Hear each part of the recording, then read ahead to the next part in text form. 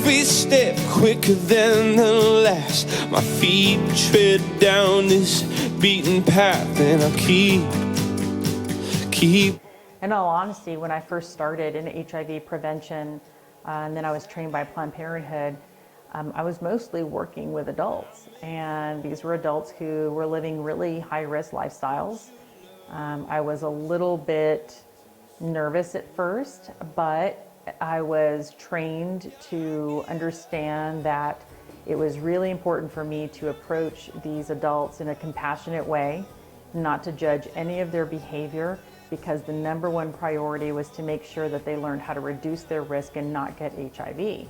And I was on board with that. Now, when Planned Parenthood brought me in and started to mentor me so that I could also share this message with children, that's when I started to question, wait a minute, this is really graphic. And but Planned Parenthood, you know, they actually told me quite a few stories of just girls coming into the clinic. They're like, well, this is important that you do this because here are all these cases of all of these extreme health problems, girls as young as 10 getting abortions, so we need to talk to them. And my response was, well, they're too young. Teach me how to teach them how to avoid sex. And they quickly let me know that that was a very judging attitude and that I needed to meet these girls where they were at, and which was that they were sexually active, that they were consenting, that they had chosen this, and that my job was to teach them how to reduce the risk. Now, I wasn't comfortable with that, but I rationalized it because this was Planned Parenthood. They received lots of money from government funding. The government was on board with this, so it must be okay. I'm chasing down the reasons, answers for what makes this man. Oh. You know, I think a lot of people accept abortion for lots of different reasons. For some people, they're really afraid. Some women are really scared. Maybe they're afraid of their parents getting angry. Maybe they're afraid of the shame of having an unplanned pregnancy. For some, it's this fear that they don't know what to do. Can they even afford it? For some parents, it's this feeling of, I don't want the shame of having to tell everyone that my child is having sex and that they're about to have a baby.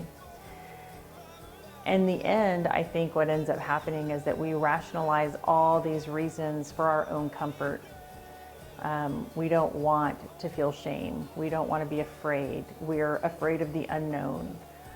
But I think that when we can have a community that can truly support one another, support a young woman and even a young man in their decision to keep their child, then I think that we can really begin to see great blessings.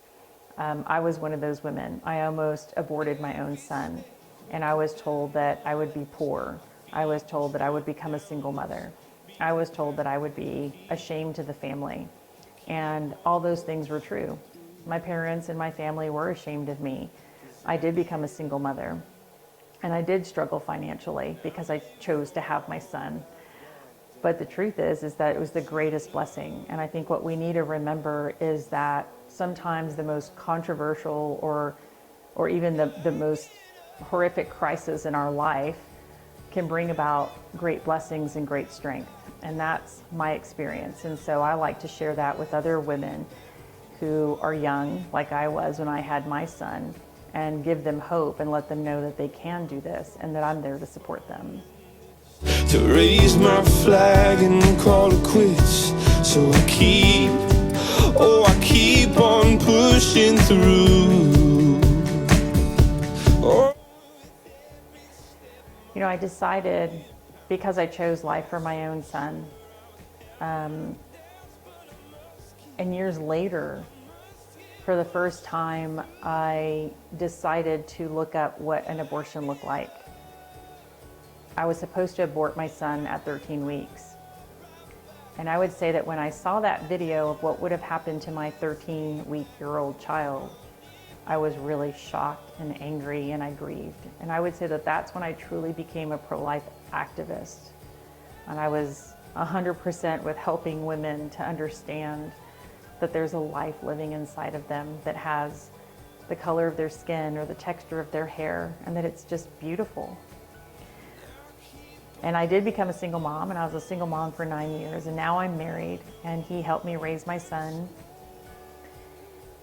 And I have the future in mind of having grandchildren one day.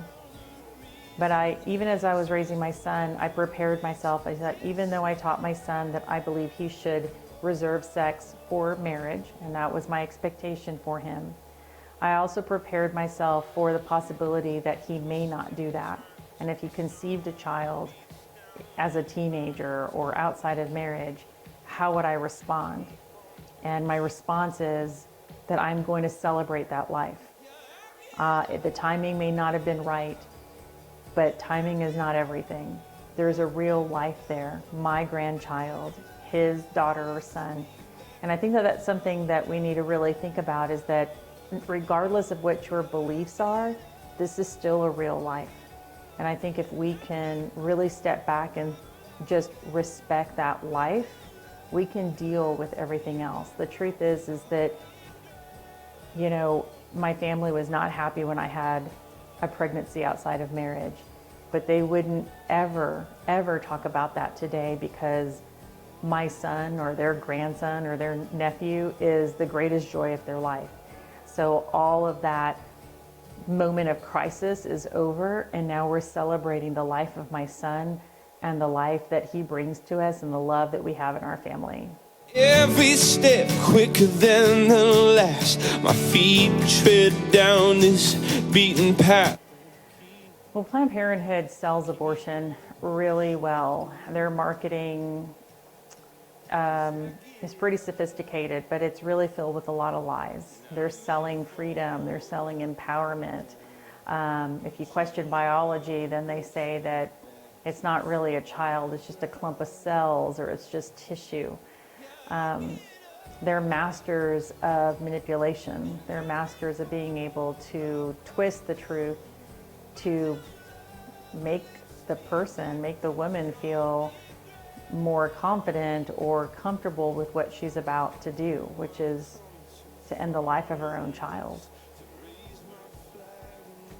These lies are meant to continue the practice of abortion. They are meant to be a mantra in women and men's minds so that they can go through with the abortion, because the truth is that we all know there is a life growing inside of us. And I believe that the way we know that, not only through the proof that we have through ultrasounds and 3D ultrasounds and now 4D ultrasounds, and we see it, but at the same time we also see it in our spirit and in our emotions, because when a woman has an abortion, she's never the same. And she will remember the date of her abortion her whole life. And she will also remember the date of the birth of that child every year. And I know that because I have friends who have called me telling me that today was the day of their child's birthday, knowing that that child would have been alive today had they not had that abortion. It's important that we share truth. It's important that we respond to crisis pregnancy with great compassion and support and hope. It's important that we share truth so that we can dispel the lies of Planned Parenthood. Headed, twists and turns in the